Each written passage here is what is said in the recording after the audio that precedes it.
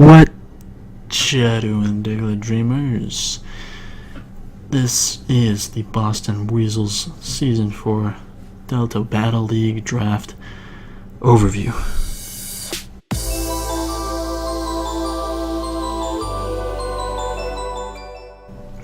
First of all, let me just start off by saying it is very exciting to be back in the Delta Battle League. As some of you may know, I did have to miss Season 3 because I was traveling around the world, but I'm back for Season 4 and I'm pretty excited.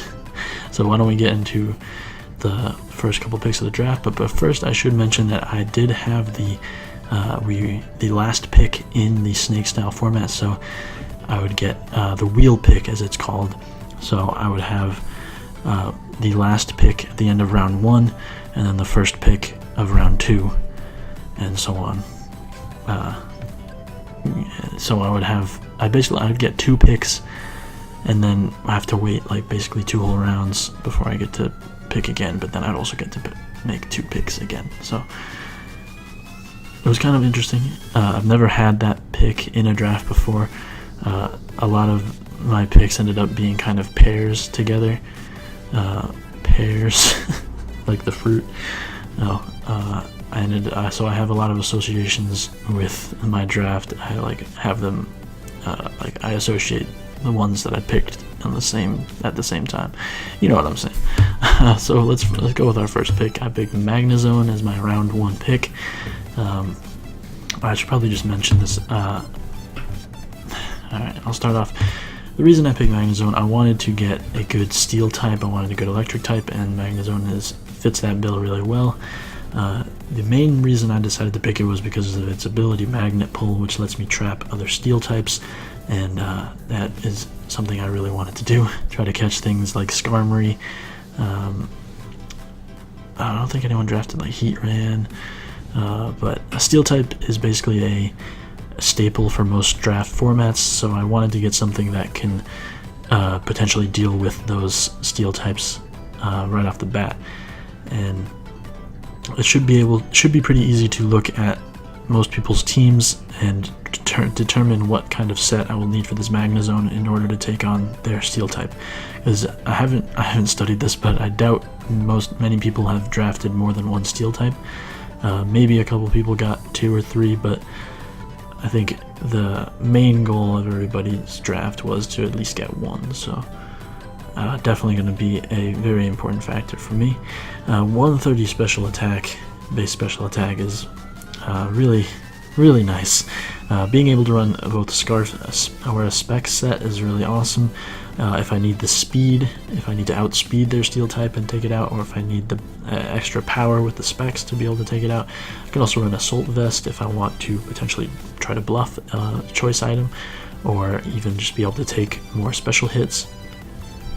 Plus, the whole Volt Switch initiative is a great thing to have on any team, not even in a draft format. So getting an electric type was definitely on top of my to-do list.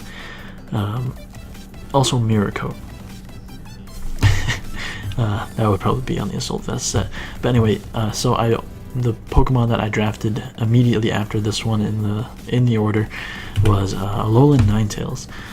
This is the Pokemon that I was like, alright, I think I want to draft this thing. This thing, it feels like it's going to be really good, and I feel like it's kind of underrated in a lot of formats. So that was my initial idea. I was like, alright, I'm going to get a Lowland Ninetails. That's going to be one of my first picks. So I decided to get Magnezone. Was one of my first thoughts that I came up with after deciding I wanted this thing, because something that Ninetales has a lot of trouble with is steel types, obviously being weak to it and not being able to hit them very hard with either stab. So if I have Magnezone and a Lowland Ninetales on the same team, they're going to be able to deal with a lot of the opposing threats of each other very easily. Ninetales, of course, dealing with things like fighting types and, well, not dealing with them that well, but offensively dealing with them, as well as dealing with a lot of ground types, which are, of course, the bane of Magnezone's existence. But besides that combination that I was really excited about, I think Lowland Ninetales is just good on its own as well. Of course, having that fairy typing, which is something that I think every draft should have as a staple. You need a fairy type. If you don't, people are going to take advantage of it. Being able to use Blizzard accurately, I think, is really, really awesome. Being able to set up the hail so that your blizzards are very accurate. But also, I might potentially run a set without snow warning, just so I don't have to, my other Pokemon don't have to take that hail damage. Also, on the note of hail, Aurora Veil. Didn't mean to rhyme, but Aurora Veil is definitely a really cool thing to try out. If I feel like I have a good opportunity against my opponent's team on some weeks, Aurora Veil might be a great idea. Other things, it does get the ability to use Encore. It does get the move Encore, I should say, which is going to help me a lot with breaking stall, and that's something that I think everybody needs. So definitely a great addition to this thing's move pool. 109 speed tier isn't the highest speed, but it's pretty good speed. It's going to be able to outspeed the majority of the meta, and being able to set up a nasty plot as well is going to make this thing potentially a very good late game sweeper if I want to try to do that. Just need Magnezone to deal with the steel types first, and as long as I'm faster than everything, which shouldn't be too hard with base 109 speed, I think Ninetales can be a very big offensive threat. So I'm pretty excited about that. Okay, so you probably noticed by now, but these first two picks, the main weakness they have in common is fire type. Neither of them are very good at taking on fire types. Magnezone can hit hard with an electric type move, but they're both weak to fire, and steel, fairy, and ice are all resisted by fire. So my next pick, I really wanted to try to get something that deals with fire types, so I decided to get Mantyne. Those of you that don't know, Mantyne did get buffed in the recent Sun and Moon updates. It got, I believe, boosted special defense to 140. I believe it was either 120, 130 or something like that. But it also got access to Roost, which it did not have before, which was kind of what held it back before this generation. So I'm really excited for this thing to finally be able to put in some defensive work and not just get whittled down as it usually did back in the day. Look at me, back in the day already, I'm saying it. But I also needed a water type to be able to resist those fire hits, being able to also be immune to the ground typing, which is really nice for Magnezone. Good synergy there. Water immunity as well, having the water absorbability is great. Being able to switch in on any water move, especially a Scald, and just not even have to risk getting burned is pretty nice. Speaking of Scald, Mantyne can also abuse that move and try to get as many burns as possible. And also, Mantyne does get Defog, so while it is weak to rocks, it is immune to spikes, so if my opponent does decide to go that route, this could be a very good defogger. And even if I have to take the rock damage, it could be worth it to just get rid of the rocks. So I think Mantyne's going to be a very solid pick for my round 3 draft pick. And the same the immediate next pick, along the same lines of getting a nice fire resist, but also I really wanted, this Pokemon is really strong, Tyranitar. I was pretty excited that I managed to get this thing. It was the very beginning of round 4, so not that late into the draft, but still kind of late considering Tyranitar is probably one of the best Pokemon in the meta, I guess. That's what, I don't know, I guess Sun and Moon still has to settle a little bit, but definitely in ORAS, Tyranitar was one of the top threats, I would say. Again, going with that trapper idea, this guy doesn't get magnet pull, but he does get access to a stab pursuit, and I think that is really useful to be able to catch certain Pokemon, so I'm definitely going to try to take advantage of that. Base 134 attack, really strong, definitely one of the high points of this thing, but it really does have a lot of really solid base stats all around. This thing also gives me access to Stealth Rocks, which is something I hadn't gotten yet, but definitely wanted on the team. Being able to run a Choice Banded set to be able to just break through really bulky Pokemon, or being able to run a Scarf set to try to catch my opponent's not so fast Pokemon and try to catch them off guard, particularly with moves like Ice Beam or Fire Blast, which is also great because Tyranitar is very good at running those mixed sets by running like Stone Edge, Crunch, Earthquake, Fire Blast to take on something like a Scizor. Maybe if my opponent has Scizor and Scizor will probably just Bullet Punch me, maybe they have a Ferrothorn and I just need to hit that thing with a Fire Blast, so it could be very useful. Also, I get the Sand with this Tyranitar, adding to my dual weather comp so far. We get Hail and Sand, which are unfortunately going to be damaging my teammates, but also damaging my opponent, so I will take it. Also, this is a Fire Resist, which kind of is why I picked it alongside Mantyne. Wanted to make sure I was not in a weak spot when it comes to Fire types. Anyway, talking about more offensive sets for Tyranitar, it does get Dragon Dance, which probably won't be coming that often, but maybe, just maybe, I'll go up against a team that really can't deal with Tyranitar, and it might get that opportunity to sweep.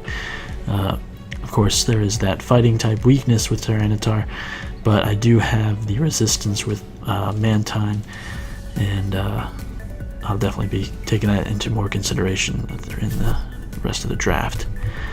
So I don't need to talk too much about Tyranitar. You probably know a lot about this Pokemon already. It's been around for a while. Anyway, draft round 5 pick for me was Delphox. As I've been talking about Fire types a lot lately and how my team was kind of weak to them, so I decided to get one of my own. I believe Darmanitan went right before I picked Delphox. I was kind of deciding between the two, and I'm kind of happy I ended up with Delphox because I do like that dual typing with Fire and Psychic, and being able, and I think Delphox definitely has a lot more options than Darmanitan, so I'm glad I got it, even though Darmanitan is definitely very powerful, very nice. But let's talk about Delphox. It is a Fire type, which does mean it resists the Fire type and gives me that very key Fire type offensive capabilities that help me deal with things like Steel types and those very problematic things like Ferrothorn and Scizor that are very weak to Fire, which is just something you need on every team. I think is like an Ice type move and a Fire type move are definitely staples that you should have, just to be able to deal with those quad weak Pokemon. Also a Grass type move to deal with the Water Ground types. Anyway, base 104 speed and 114 special attack. Very good combo. Not the fastest, of course, but definitely very fast. So, gonna be one of the faster Pokemon on my team. And 114 special attack, definitely very strong, especially with that Fire Psychic Stab. It's gonna be really nice. Also, this thing can run a very good Scarf or Specs set. I don't have to. I could definitely run Life Orb or even Leftovers. So if I maybe want to do Leftovers Calm Mind, that can definitely be a really good set to try to sweep in the late game. With 104 speed, I'll definitely be one of the faster Pokemon on the field. So if I can set the field for Delphox to get that Calm Mind going, I think it'll be really nice. Delphox also does get access to Trick, which is one of my favorite strategies to deal with certain Pokemon, particularly things like Suicune, which if they're the Rest Talk Calm Mind set, then I think that just kind of cripples it immediately, and I think having something that can trick a Scarf onto an opposing stall Pokemon is really important. It's not the best stall breaking, but it is definitely a good thing to have. And also, of course, being a Fire type, Delphox does get access to Will-O-Wisp, which is definitely a huge thing to have on your team to be able to deal with certain physical attacking Pokemon, as well as just getting that chip damage sometimes can be very helpful. Alright, round 6, I got Dragonite. First of all, I think every team should have a Dragon type. It's definitely a big staple. This does complete the Fairy Steel Dragon core that I have so far. Dragonite, I was deciding between a couple other dragons like Komodo, Druddigon I was looking at, and one other dragon. I forget the forget which one it was that I was looking at. Oh, Tyrantrum. I was looking at Tyrantrum too. I already had the rock type though, so that's why I didn't go with Tyrantrum. I ended up going with Dragonite because we all know how powerful Dragonite is. It's been one of the top Pokemon forever, and there's very good reason for it. The same base 134 attack as Tyranitar, with of course Dragon typing is really nice. That 4 times weakness to Ice of course is there, but we had to have multi-scale to deal with those weaknesses.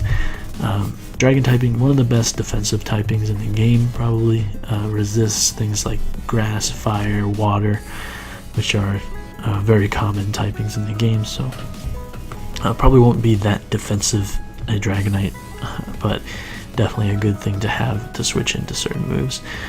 Extreme speed priority is always great to have, especially on a powerful physical attacker like Dragonite. Dragon Dance, of course, is there. Definitely one of the most common Dragonite sets to set up a Dragon Dance or two and just sweep through the team. Be able to live a hit with multi-scale to get up a free Dragon Dance and outspeed and then KO. But I also want to point out Dragonite can run some very good mixed sets. It does get a very good special move pool. I believe it gets Surf, Hurricane, Thunder, of course Draco Meteor. So definitely it could be a very good set to run. I should have put Specs in there too, but Band is definitely a very good set.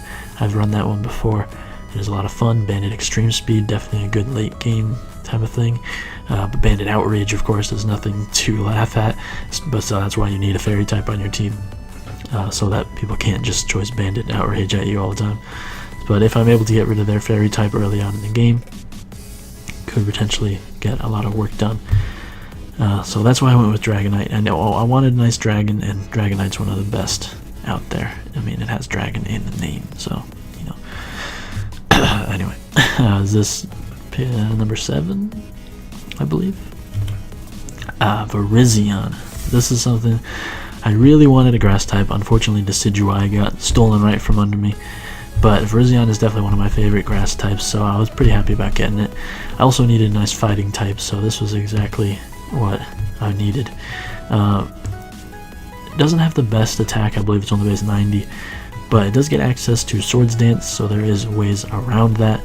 It does also get 108 speed, which is pretty fast. Not the fastest, of course, but it's still pretty fast. And 129 special defense, which I think people sometimes overlook. It's actually its best stat, and that is something I'm definitely going to keep in mind throughout this league.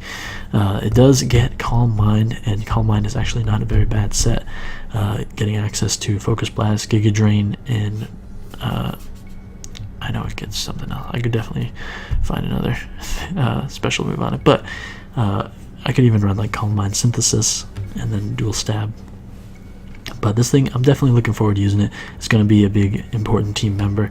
Getting that Stab Grass and Stab Fighting type moves is going to be really nice to be able to deal with those water and ground types. And, of course, any more things to deal with the steel types with the fighting. So definitely excited to use this thing. It's going to be a big member.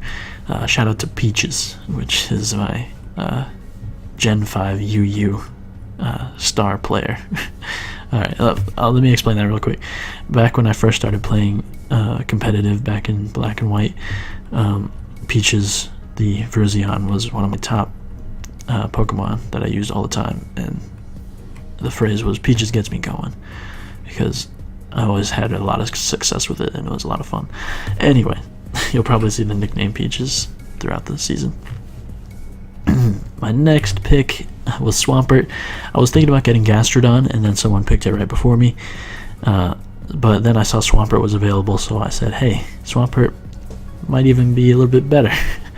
Maybe not because it doesn't get recovered, but I still think it is very good because it definitely has more different sets that it can run, I think, than Gastrodon. Ground type, definitely something I really needed on this team so far. Needed that electric immunity. So I grabbed it. That's why I was thinking Gastrodon as well. But of course, the ground and water typing is one of the best in the game. It does have that weakness to grass, but that I think is its only weakness. So it's really not that bad. Swampert has 110 attack and 100 HP. Those are its best stats. It doesn't have the best defensive stats, but with that 100 HP, it can definitely make up for it. And being able to hit hard with that 110 base attack definitely helps it out a lot. I also get access to Stealth Rocks on this thing, which is good to have because I don't want to always rely on Tyranitar to set up my Stealth Rock. Swampert can definitely be a much more support set with Stealth Rocks, while if I wanted to maybe run a Choice Band or Choice Scarf Tyranitar. This is yet again another fire resist. Just want to make sure I have that covered. But also, before I move on from its offensive capabilities, it does have very good mixed potential. It does get Scald, of course, Ice Beam. It does get Sludge Wave if I need a Poison type move, perhaps. So I think it could run a solid band or spec set if I wanted to do that. I probably won't be doing that too often, but it's definitely an option to consider sometimes. It could also run Curse, and I think it's the only setup move that it gets. Definitely not bad because Swampert is not the fastest thing in the world, and being able to boost defense and attack is definitely something it enjoys. So I'm definitely going to have a lot of fun with Swampert. It's going to be a good team member. I believe we're on 8 or 9. I've lost track. But the next pick was Archeops. This is my lowest tier 5 Pokemon, and honestly I don't think it's even that bad. I think I mean, look at that 140 base attack. I think that's the highest base attack I have so far. Plus 110 speed. That might be the fastest speed I have too. But this thing also is a very good Focus Sash lead, Stealth Rocks, gets Taunt to break stall and to prevent other leads from setting up. This thing also has 112 base special attack, which is not bad at all. Another ground immunity. Of course, if I don't want to use this as a lead, it does get it does run a very good band or hone claws set, being able to land those accurate stone edges once I get one hone claws up. But also band 140 base attack is really strong. I could run no item acrobatics as well if I feel like it. I'm just really glad I got this thing. I think I might have still grabbed it even if it was a tier higher, just because Archeops is just a really good Pokemon. It does get Defog, but I don't think I'll ever really be using it for that. I guess I could, but also I guess I should consider the ability Defeatist, which is why it is in the tier, such a low tier. But it does get very good counters to that, to try to work around that ability. Like, it does get Roost. If I have that kind of longevity with it, I can Roost up and get out of Defeatist range. I can also put a Citrus Berry on it to bring myself out of Defeatist, and then also activate the full power acrobatics as well. So there's all kinds of different ways I can work around Defeatist, but I think even with that ability, Archeops definitely worth this pick. Okay, and my next one, Toxicroak. I'm pretty sure I've drafted Toxicroak in the DBL before, which is something I always try to avoid, but I needed a poison type, and once I saw the Toxicroak was still waiting around this late in the game, I couldn't resist. Toxicroak, if you don't know, is one of my top 3 favorite Pokemon of all time, alongside Arcanine and Flygon. May have to consider some of the new Sun and Moon Pokemon but I think it's pretty safe to say that's my top 3.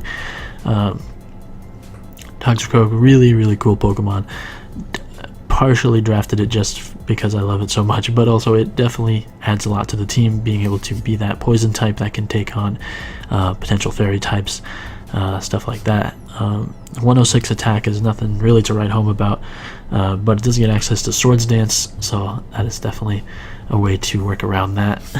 Sucker Punch priority, definitely a good coverage move to have. Dry Skin Water immunity, always great. Never gonna get burned by a Scald on this guy. Does get access to Taunt, so I don't think I'll ever be stalled out with all this stall breaking that I have on my team, but I'm gonna knock on wood, just so hopefully I don't get stalled out. But aside from the physical moveset, it does get access to Nasty Plot, which is I don't think its special attack is, I think it's like 80 or something. But with Nasty Plot, it can definitely become viable. It does get access to Vacuum Wave, which is definitely something that I would run on a Nasty Plot set. That priority fighting type stab would be really nice. So I'm definitely gonna have a lot of fun with Toxicroak. I'm pretty excited to have it. Poison type was really important, and I just had to grab it while I could. And for my final pick, I decided to finally scoop up a Mega. I was debating whether or not I even wanted a Mega from the beginning, but I feel like I needed one, and I didn't grab one of the top tier ones. I decided to just grab Mega Camera because it was that late in the game. I didn't really have any points left, but Mega Camera definitely not anything to laugh at. Gave me another ground type, which I kind of needed to get that extra electric immunity. I think Swampert is the only other ground type I have so far, but yeah, this is going to be a nice electric immunity for me. Also, let's take a look at the stats really quick. 145 base special attack, going to be hitting really hard. Not to mention the 120 base attack, offering up the potential for mixed sets. 100 defense and 105 special defense, definitely really good to be able to take all those hits. Really, its only bad stat is its speed, which I think is like 40. And you know, who needs speed when you're taking hits and hitting that hard, right? Sheer Force definitely boosting that special attack stat up a little higher. Not really, but boosting the move's power a little higher. Also access to Curse if I decided to go that route. I mean, it could work if I'm up against a team that could potentially not deal with Mega Camera Up that well. Maybe they don't have a water type or something like that. Or if I manage to set the field perfectly, I could start cursing up, and maybe my opponent doesn't have anything to deal with it, and I just get to that point where they have no offensive counters to my +2 defense Camera Up, and then I can just sweep with Earthquake or something with the +2 attack as well. Also, this Mega Camera Up does get good support moves in Stealth Rock and Will-O-Wisp, of course being a fire type, so definitely a good thing to have, and I'm pretty excited about it. May not come in every battle, but definitely a strong Pokemon to have in the back and ready to go. And I believe that, yeah, that was my last pick. So that's it for the Delta Battle League Season 4 Boston Buizels draft. If you guys are hyped for Season 4, leave a like down below, subscribe to keep up with all the battles that will be coming out. I believe January 8th is the start date, so look forward to that. Let's go Buizels. Keep dreaming, guys. Thanks for watching, and peace out.